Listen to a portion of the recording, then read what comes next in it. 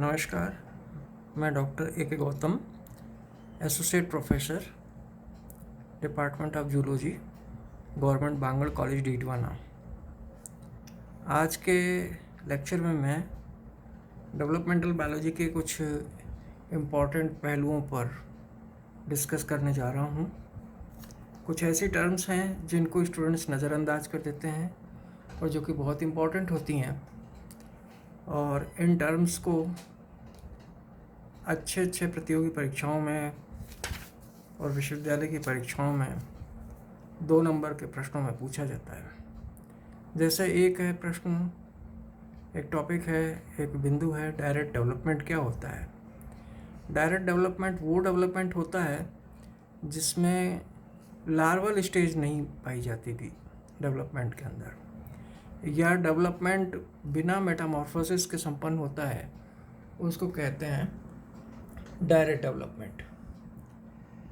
Development without any larval stage और Metamorphosis.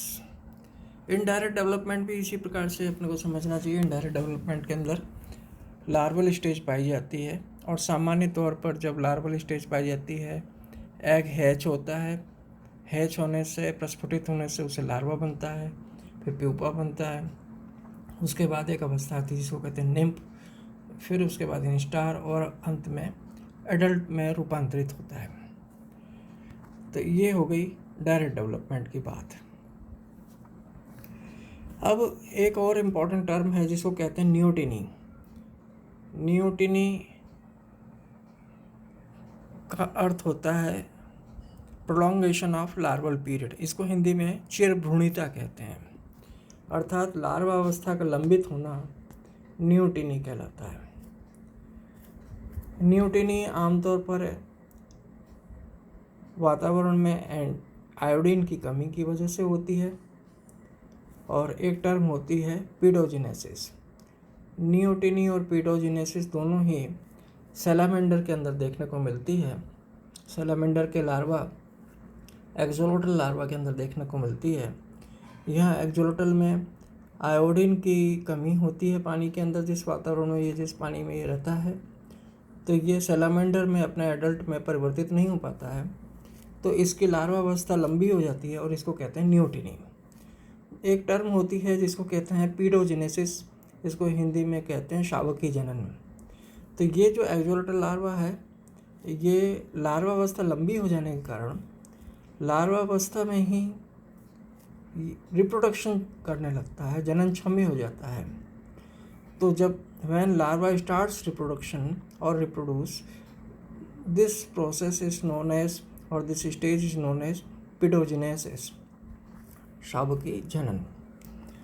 तो इस प्रकार से हम देखते हैं कि इनडायरेक्ट डेवलपमेंट क्या होता है। इनडायरेक्ट डेवलपमेंट में लार्वा अवस्था पाई जाती है, जैसे एक्सोलोटल लार्वा है, टैडपोल का लार्वा है, हर्बानिया का लार्वा है, इत्यादि। तो ओविपेरस एनिमल्स में लार्वा से प्यूपा बनता है, प्यूपा से एडल्ट बनता है। इसी तरह से रिट्रोग्रेसिव मेटामॉर्फोसिस भी एक इम्पॉर्टेंट टर्म है। रिट्रोग्रेसिव मेटामॉर्फोसिस को हिंदी में प्रतिवर्ती कायांतरण कहते हैं। मेटामॉर्फोसिस खासतौर से 2 तरह की होती है।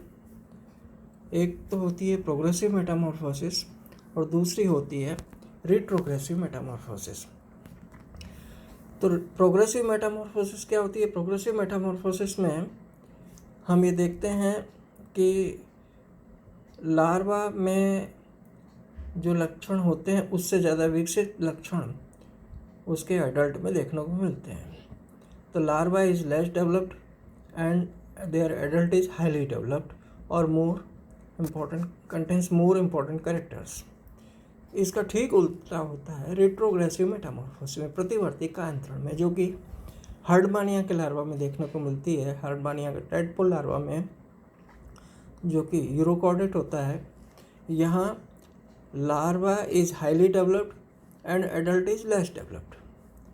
तो this type of process is known as retrogressive metamorphosis. होता क्या है हर्डमानिया के लार्वा के अंदर, टैडपोल लार्वा में हार्डमानी में यहाँ ब्रेंकियल बास्केट पाई जाती है। इसके अंदर नोटोकॉर्ड पाई जाती है जो कि इम्पॉर्टेंट कॉर्डेड कैरेक्टर होते हैं। और इसके एडल्ट में इसके ठीक उल्टा हार्डमानिया के अंदर नोटोकॉर्ड गायब हो जाती है एडल्ट में और ब्रेंकियल बास्केट समाप्त हो जाती है। तो ये जो इम्पोर्टेंट कैरेक्टर है कॉर्डेट का, presence of notochord, presence of gill slits, ये जो इम्पोर्टेंट कैरेक्टर है कॉर्डेट कैरेक्टर, ये वासित हो जाते हैं एडल्ट के अंदर।